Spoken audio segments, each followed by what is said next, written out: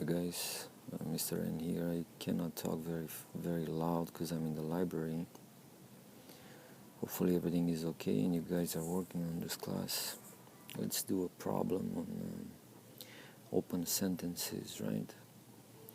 State whether each equation is true or false for the value of the variable given, right? And let's start with problem number 1.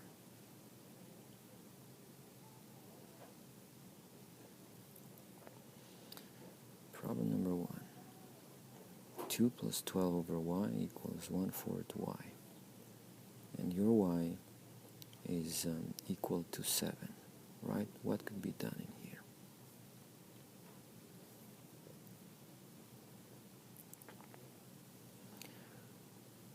Yes, if you guys said we have to do the substitution, you were right. So basically you take your 2 plus 12 over y, 2 plus 12 over y, and instead of y you're going to put what? You're going to put 7. And that should equal to 1/4 times y, which is 7. Now what you notice here on the first side, on the left side, 2 plus 12, let me change the color. 2 plus 12, that's 14, right? 14 over 7 should equal 1/4 times 7. When you multiply a fraction by a whole number, you basically multiply a whole number to the top. So that should equal 7 over 4. So what do you think about this one? Is this true or false? Well, 14 over 7 is not equal to 7 over 4.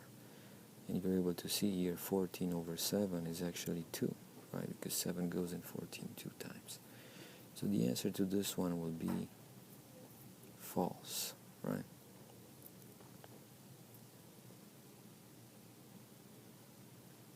Okay, let's try number 2.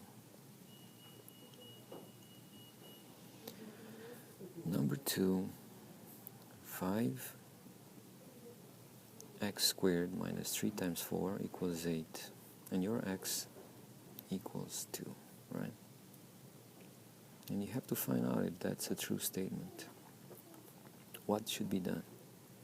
Well, take your 2 and plug it wherever you have x, right? So this expression becomes 5 times x squared. That will be 2 squared. I'm going to use parentheses for you to understand better. Minus 3 times 4. Well, 3 times 4 is 12.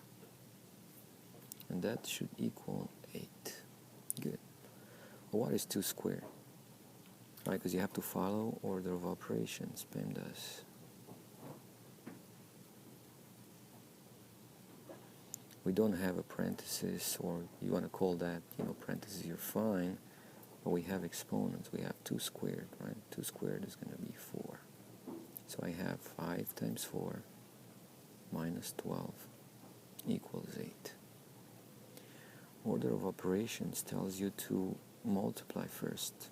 Right? So I have to multiply 5 times 4. And that gives me 20. 20 minus 12 equals 8.